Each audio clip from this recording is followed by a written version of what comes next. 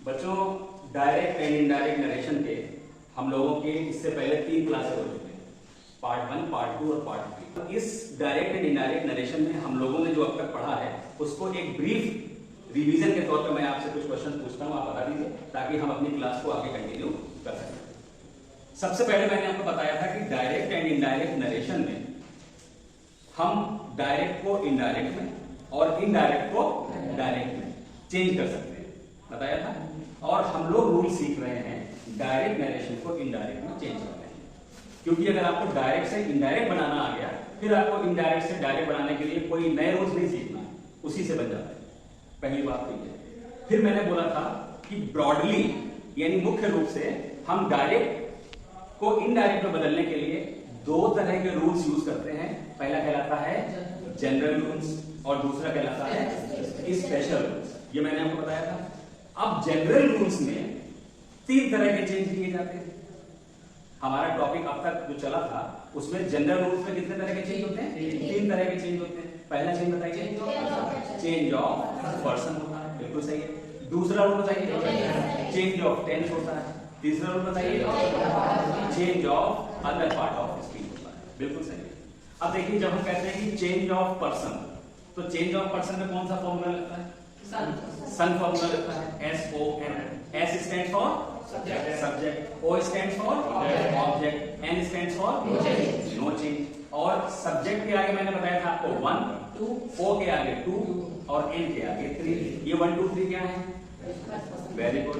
1 है first person, 2 है second person और 3 है थर्ड पर्सन। ये बताया था मैंने आपको।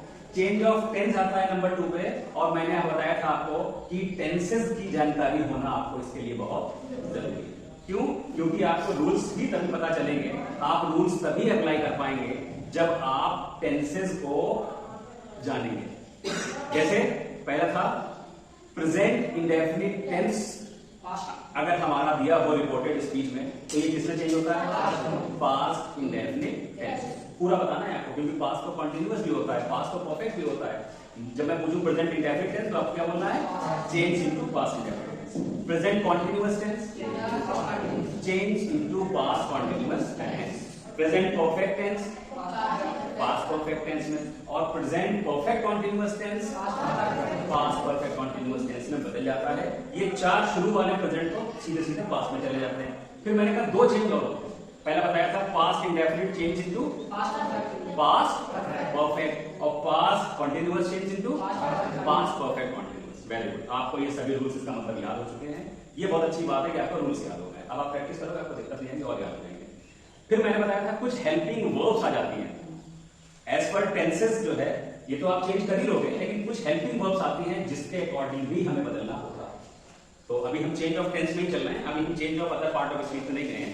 तो बताइए, इज या एम दिया हो तो किसमें बदलेंगे? वॉज या वर दिया हो, हैड बीन में बदलेंगे। आपको एग्जांपल में दिया था, है ना, हैड बीन में बदलेंगे। और बताइए, हैज या हैव दिया हो तो हैड में बदलेंगे।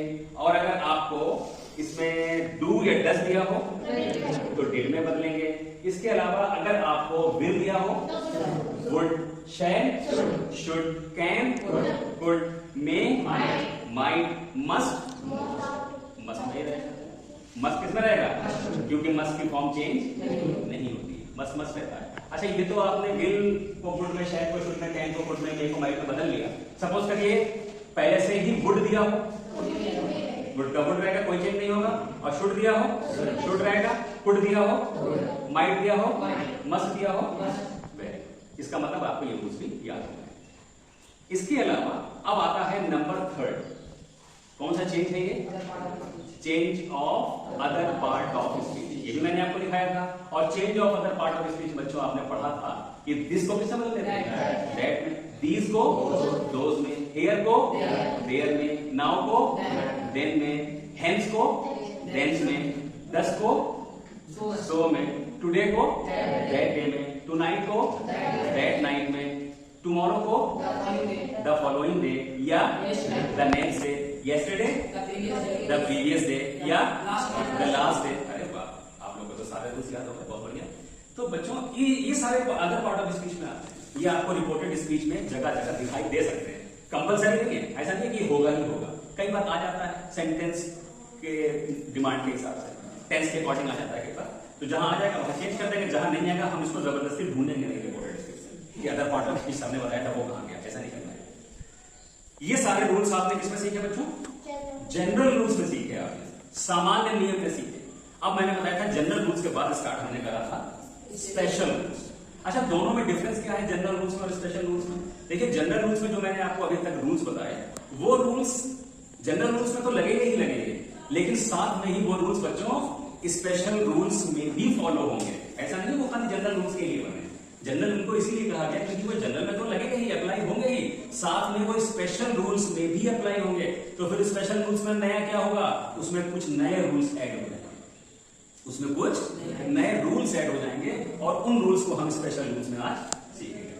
चलिए, स्पेशल रूल्स हमने स्टार्ट कर दिया था लास्ट क्लास में, अपनी लास्ट वीडियो में आपने देखा होगा कि हमने उसमें स्पेशल रूल्स स्टार्ट कर दिया था। और स्पेशल रूल्स क्या है जो मैंने आपको बताया था? काइंड्स ऑफ सेंटेंसेस हमारे होते हैं। कितने तरह के बताया था?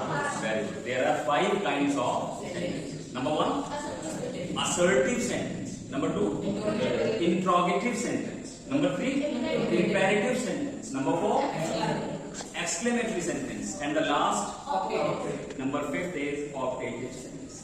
अब देखिए बच्चों, ये स्पेशल रूल्स भी आप तभी अप्लाई कर सकते हो जब आपको इन सेंटेंसेस की आइडेंटिफिकेशन हो, रिकॉग्निशन हो, पहचान हो। अगर आप इनका पहचान ही नहीं कर पा रहे हैं तो क्या आप उनके रूल्स को लगा पाओगे? नॉट पॉसिबल, नहीं लगा सकते ना। तो मैंने आपको उस दिन इस क्लास में स्पेशल रूल से पढ़ाया था, तो मैंने एग्जाम्पल भी दिए थे आपको, बताया भी था कि कैसे ये 5 जो है तरह के सेंटेंस पहचाने जाते हैं। चलिए एक बार उनको फिर से पहचानने की हम कवायद करते हैं, कोशिश करते हैं। पहला बताया था मैंने आपको काइंड्स ऑफ सेंटेंसेस में assertive sentence. Assertive sentence also known as, और किस नाम से जाना जाता है? Declarative sentence. भाई असर्टिव क्यों कहा गया? असर्ट से बना है। असर्ट से क्या बना है? असर्टिव। असर्ट का मतलब होता है टू से समथिंग, टू अटर समथिंग, कुछ कहना, किसी बात को कुछ बोलना, उसको असर्ट करना कहते हैं। तो उसी से असर्टिव हो गया, यानी उसमें कोई ना कोई स्टेटमेंट कहा जाता है, कोई ना कोई वाक्य बोला जाता है। अब वो वाक्य या तो अफर्मेटिव भी हो सकता है या फिर नेगेटिव भी हो सकता है। हिंदी में बोले तो सकारात्मक भी हो सकता है या फिर नकारात्मक भी हो सकता है। अब तो एक एग्जाम्पल हमें सिंपल का दे दो, अफर्मेटिव का दे दो, कोई भी एग्जाम्पल बोल दो। I am a good boy. I am a good boy एक सिंपल सेंटेंस है, अफर्मेटिव है, मैं अच्छा लगता हूं, तो ये भी असर्टिव का सेंटेंस हुआ। अफर्मेटिव तो है, लेकिन टाइप ऑफ सेंटेंस जब पूछा जाएगा तो आप क्या बताओगे? ये असर्टिव का सेंटेंस है या फिर ये डिक्लेरेटिव का सेंटेंस। Is that clear? अब नंबर 2 आता है बच्चों इंट्रोगेटिव सेंटेंस। देखिए अफर्मेटिव और नेगेटिव तो आपने सीख लिए असर्टिव या डिक्लेरेटिव सेंटेंसेस में। अब क्या बचता है? अफर्मेटिव नेगेटिव के बाद तीसरे तरह का सेंटेंस कौन सा होता है? इंट्रोगेटिव होता है। तो अब जो इंट्रोगेटिव है ये अलग से हमने आपको काइंड्स ऑफ सेंटेंसेस में बताया था नंबर 2 पर। इंट्रोगेटिव हिंदी में क्या बोलते हैं इसको? प्रश्नवाचक। अब जैसे वो 2 तरह के थे अफर्मेटिव और नेगेटिव, ऐसे ही ये भी 2 तरह के होते हैं इंट्रोगेटिव सेंटेंसेस। एक होते हैं येस नो टाइप और दूसरे होते हैं WH type. Yes no type की पहचान क्या होती है? इसमें कोई भी क्वेश्चन किया जाता है तो उसका रिप्लाई हमें यस या नो में मिल जाता है। एग्जाम्पल बताइए। Are you okay? क्या आप ठीक हैं? तो आंसर क्या आता है? यस। या फिर क्या आता है? नो। ठीक है, तो दूसरा तो कौन सा होता है बच्चों? WH type. How are you? Where are you going? What is your name? Who is calling me? Why are you not obeying me? तो ये जितने भी WH लगा के मैंने सेंटेंस बोले हैं बच्चों, इन सभी सेंटेंसेस में क्या यस या नो लगा के काम चलेगा? नहीं चलेगा ना। इसमें आपको कुछ ना कुछ रिप्लाई करना है, कुछ ना कुछ आंसर देना है। तो मैंने ये आपको कैटेगराइज इसलिए किया दोनों तरह के सेंटेंसेस को, ताकि आपको ये पता चल जाए कि दोनों के रूल्स भी अलग अलग हैं। जो यस नो होंगे उसमें रूल्स अलग लगेगा, जो WH है वो उसमें रूल्स अलग होगा। अगर अच्छा बताइए रिपोर्टेड स्पीच में पहचान नहीं पाओगे तो फिर रूल्स कैसे लगाओगे? जब पहचान पाओगे तभी तो रूल्स लगाओगे कि यहाँ इफ या वेदर लगेगा या फिर वो WH वर्ड कंजक्शन का काम करेगा, ये तभी तो पता लगा पाओगे। चलिए 2 तरह के सेंटेंसेस की पहचान आपने कर ली। थर्ड बताओ बच्चों कौन सा है?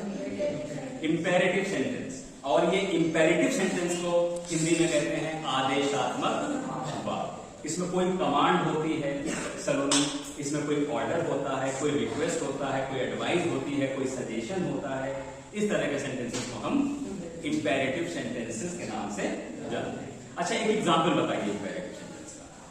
टीचर क्लास में कहता है बच्चों से स्टैंड अप, क्या कहता है? Stand up. तो स्टैंड अप का मतलब क्या हुआ?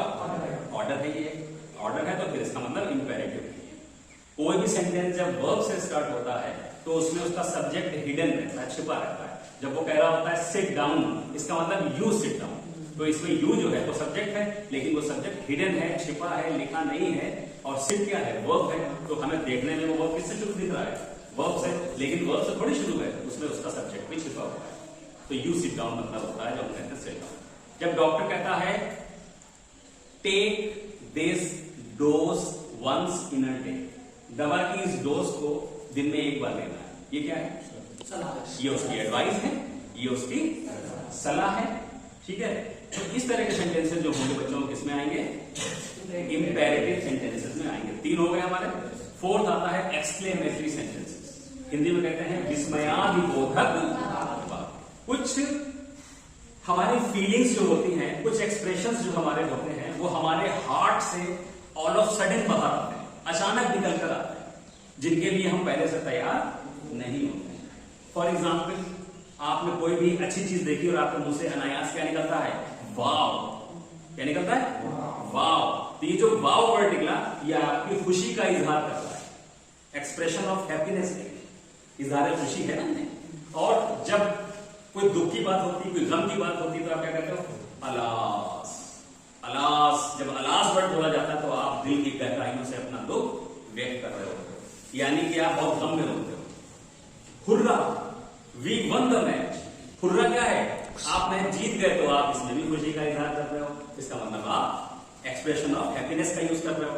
तो बच्चों, ये जितने भी सेंटेंसेस हैं, और ऐसा नहीं कि खाली ये इन्हीं वर्ड से पता चलते हैं, कई बार ये ऐसे भी इनको यूज करते हैं, हाउ ब्यूटीफुल यू आर, तुम कितने खूबसूरत हो, या तुम कितनी खूबसूरत हो। इस तरह के जब हम वर्ड यूज करते हैं तो भी एक्सक्लेमेटरी सेंटेंसेस का यूज कर रहे होते हैं। ये आपने एक एड देखा होगा अभिषेक बच्चन का, what an idea sir ji, what an idea.